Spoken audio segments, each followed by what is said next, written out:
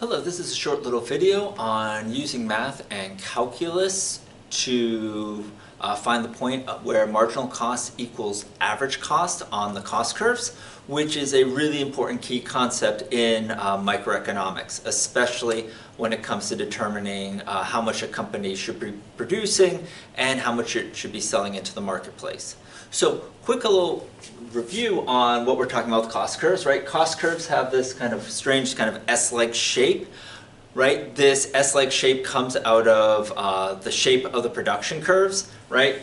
And the first part, right, as workers become more productive, as we're adding in workers, right, workers are the primary cause of the quantity being produced and the effect on cost. So as workers become more productive, it flattens out, and then as we head towards total product, it starts to expand upwards at a faster rate.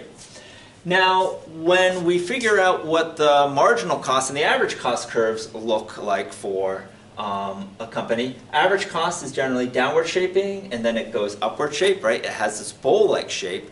Marginal cost curve has the similar pattern, but it accelerates at a faster rate than the average cost curve. Now, an important concept in microeconomics is the relationship between price and the average cost, right? If you're a company, you want to be selling into a market where the price is greater than the average cost. That way, you can be making money. Now, finding the point of lowest average cost is important because that's where a company will be most price competitive. And as we can see here on my chart here, this point where marginal cost equals average cost, that quantity there will be the point of lowest cost.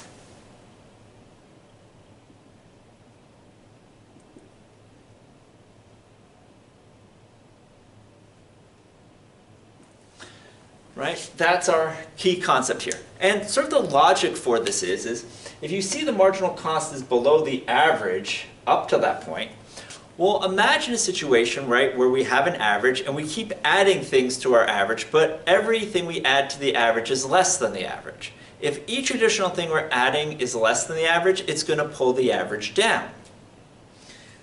You see how once the marginal cost curve is above the average cost curve starts to accelerate. Well, the logic there is if we have an average of something, if we have a group and we have the average, if we keep adding things in and each thing we add in is greater than the average, well, it's going to start to pull up the average. So by that logic, this point where the marginal cost equals the average cost, that should be the point of lowest average cost, right?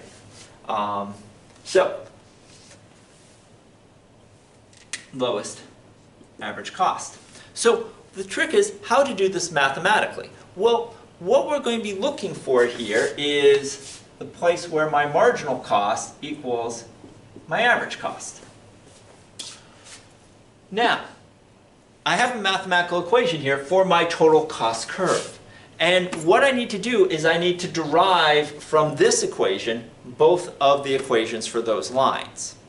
This is a relatively straightforward process. First, we'll take care of average cost. Average cost is, right, simple algebra here, right? Average cost, which is total cost divided by quantity. I simply go through my equation and take out the Q factors. So this will be 700 minus 330Q plus 2Q squared. Very simple. Now, my marginal cost. My marginal cost, this is where I have to get a little bit into some calculus. What I need to figure out is the equation that shows change in my total cost over change in the quantity that I'm producing. Now, this little bit of calculus, right, we've done this before in the previous total product production function video, and if you need to, you can go back and you can look at the video about using the power rule and calculus in transforming equations. Basically, the transformation for this is pretty simple. My 700Q is 700Q to the 1, so this is 700, and I will have a 2 come down, this will be 60 Q, and 3 will come down, so that will be a 6Q squared. Now, what I need to do now is I need to set my marginal cost equal to my average cost. I'm going to write this out. It's going to look a little bit gnarly, but it gets simple real fast. So this will be 700 minus 60Q plus 6Q squared equals 700 minus 30Q plus 2Q squared. What I'm going to do now is I'm going to kind of bring it all together and eliminate the things I can get rid of. Like for instance, the 700s cancel out. I will be left with, I'll bring kind of everything to this side of the line. So I will have 6Q squared minus, actually it's not 6Q squared, it will be 4Q squared minus 30Q equals 0. Now, what I notice is I have 2 Q factors here, so what I can do is I can actually factor out a Q factor. Now, when I factor out a Q factor, you'll see, right? I have Q plus this equals 0. Well, I know that when I produce nothing, I'll have 0 cost. So what I'm interested in is this internal factor where that equals 0. So what I'm going to do is I'm going to look at where 4Q minus 30 equals 0. I will rearrange, so it will be Q 30 divided by 4, and this should come out as 7.5. So what this tells me is that when I am producing 7.5 units here,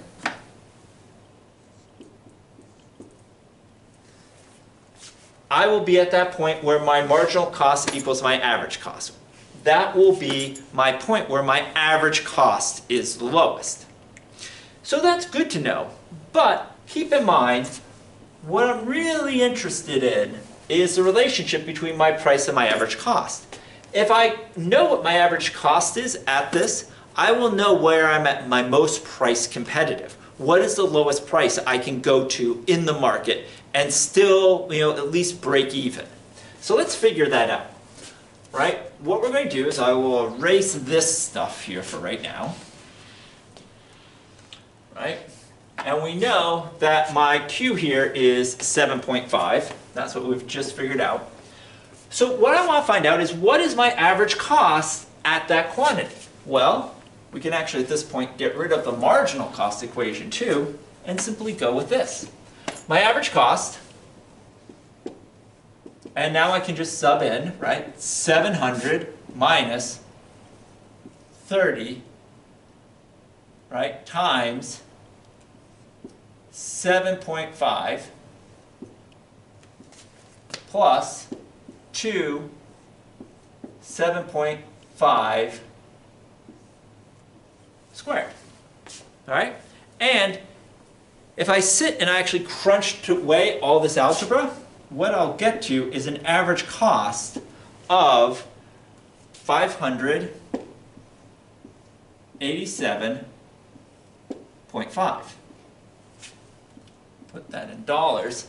So what this can tell me now is at this quantity, my average cost is $587.50.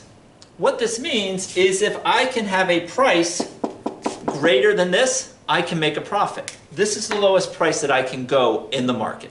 If the market price is beneath this, I will be losing money. Okay?